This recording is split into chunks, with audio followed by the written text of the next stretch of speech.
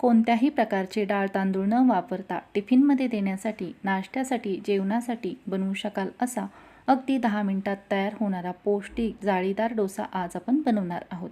Recipe तुमच्याबरोबर नेहमीप्रमाणेच भरपूर टिप्ससहित शेअर केलेली आहे। त्यासाठी ही रेसिपी शेवटपर्यंत जरूर पहा। रेसिपी आवडल्यास चॅनेलला लाईक, शेअर, सबस्क्राईब, कमेंट करा। तसेच ही रेसिपी जास्तीत जास्त तुमच्या मित्रमैत्रिणींमध्ये, नातेवाईकांमध्ये शेअर करा। अधिक वेळ न घालवता रेसिपीला सुरुवात करूयात। नमस्कार, मी संध्याच रेसिपीमध्ये आपल्या सर्वांचं खूप खूप मनापासून स्वागत करते। सर्वात प्रथम पौष्टिक असा डोसा बनवण्यासाठी इथे मी घेतला आहे सुरुवातीला 1 वाटी रवा। हा रवा जाड होता, तो मी मिक्सरमध्ये फिरून बारीक असा करून घेतलेला आहे। त्यानंतर हा रवा मी निवडून तसेच चाळून घेतलेला आहे। याचे वजनी प्रमाण म्हणाल तर 100 ग्रॅम इतके आहे। रवा आपल्याला इथे बारीकच वापरायचा आहे। जाड रवा हा मिक्सरला फिरून बारीक करून वापरावा, महत्त्वाची टिप आहे, लक्षात ठेवावी। त्यानंतर इथे मी घेतले आहे अर्धी वाटी गव्हाचे पीठ। हे पीठ मी चाळून घेतले आहे। याचे वजनी प्रमाण 50 ग्रॅम इतके आहे। त्यानंतर इथे मी घेतले आहे अर्धी वाटी ज्वारीचे पीठ। हेही मी चाळून घेतलेले आहे। तर आता हे सर्व साहित्य जे आहे ते आपल्याला छान असे एकत्रितरित्या मिक्स होईपर्यंत मिक्सरला फिरवून घ्यायचे आहे। त्यासाठी सर्वात प्रथम मिक्सरच्या पॉटमध्ये ॲड करत आहे घेतलेला 1 वाटी रवा। त्यानंतर यामध्ये ॲड करत आहे अर्धी वाटी गव्हाचे पीठ। चपाती बनवण्यासाठी पीठ वापरतो तेच पीठ इथे वापरलेले आहे, लक्षात ठेवावे। त्यानंतर अर्धी वाटी ज्वारीचे पीठ। भाकरी बनवण्यासाठी जे पीठ वापरतो तेच पीठ इथे वापरलेले आहे। तर आता हे सर्व साहित्य जे आहे छान असे एकत्रितरित्या मिक्स होईपर्यंत मिक्सरला फिरवून घेतले आहे। अशा प्रकारे हे सर्व साहित्य मिक्सरला फिरवून घेतल्यामुळे हे छान असे बारीक होते व एकजीव होते। तर अशा प्रकारे इथे आपले डोसा बनवण्याचे पीठ जे आहे तयार आहे। तयार करून घेतलेले पीठ आता एका भांड्यामध्ये काढून घेत आहे। भांड्यामध्ये काढून घेतल्यानंतर या पिठामध्ये ॲड करत आहे चवीनुसार मीठ, तसेच चिमूटभर साखर। साखर घातल्यामुळे डोशाला कलर खूप छान येतो, महत्त्वाची टीप आहे, लक्षात ठेवावी। यानंतर आता आपण डोसा बनवण्यासाठी लागणारी जी बॅटर आहे ती तयार करून घेऊयात। त्यासाठी यामध्ये सुरुवातीला 1 वाटी पाणी घालून घेत आहे। घातलेले पाणी इथे व्यवस्थित असे मिक्स करून घेत आहे। एकदम जास्त पाणी ॲड करायचे नाही, अंदाज घेत थोडे थोडे पाणी इथे आपल्याला ॲड करून हे मिक्स करून घ्यायचे आहे, नाहीतर डोशाची बॅटर जे आहे ते पातळ होते। तर इथे मला आणखीन पाणी ॲड करण्याची आवश्यकता वाटत होती, त्यानुसार मी आणखीन 1 वाटी पाणी यामध्ये घालून घेतले आहे। डाळ तांदळाचा डोसा बनवण्यासाठी आपण ज्या प्रकारचे बॅटर तयार करतो त्याच प्रकारचे बॅटर इथे तयार करायचे आहे। तर इथे पाहू शकता अशा प्रकारे आपले डोसा बनवण्याचे बॅटर तयार आहे।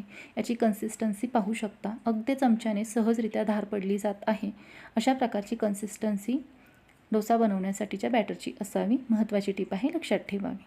तर अशा प्रकारे डोसा बनवण्याचे बॅटर जे आहे ते आपले तयार आहे। आता लगेचच याचे डोसे बनवून घेऊया। त्यासाठी इथे मी गॅस चालू करून तवा गरम करण्यास ठेवला होता। तवा गरम झालेला आहे, याला मी सुरुवातीला ऑइलने ग्रीस करून घेत आहे। ऑइलने तव्याला ग्रीस करून घेतल्यानंतर आता यावरती मी थोडेसे पाणी शिंपडून घेत आहे। अशा प्रकारे पाणी शिंपडल्यामुळे तव्याचे टेम्परेचर म्हणजेच तापमान जे आहे ते कमी होते। तर हे पाण्याचे बुडबुडे जे आहेत ते पूर्णपणे इथे आपल्याला कमी होऊन द्यायचे आहेत, म्हणजे नाहीसे होऊन द्यायचे आहे। तिथे पाणी पूर्णपणे नाहीसे झाले आहे। त्यानंतर आता इथे मी 1.5 पळी डोस्याचे बॅटर घेतले आहे व तव्यावरती छान असे पसरवून घेत आहे। तर इथे पाणी शिंपडल्यामुळे काय होते, तव्याचे टेम्परेचर म्हणजे तापमान कमी होते व डोशाचे बॅटर जे आहे ते छान असे आपल्याला पसरवता येते। डोशाचे बॅटर तव्याला चिकटले जात नाही, महत्त्वाची टीप आहे, लक्षात ठेवावी। डोशाचे बॅटर पसरवत असताना गॅसची फ्लेम लो होती। डोसा पसरवून झाल्यानंतर गॅसची फ्लेम जी आहे फुल ठेवलेली आहे।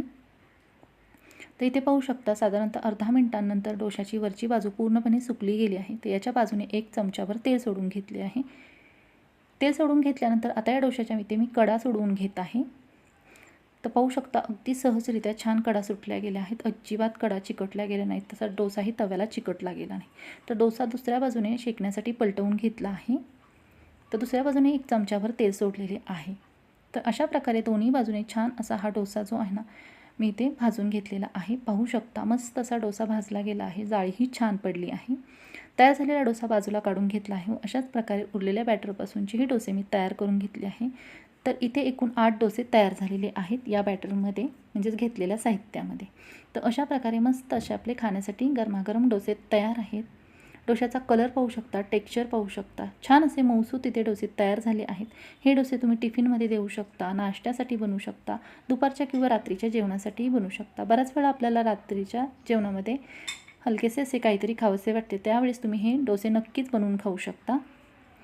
तर हे डोसे जे आहेत ना तुम्ही नारळाच्या चटणीबरोबर खाऊ शकता, अगदी मस्त असे चवीला लागतात.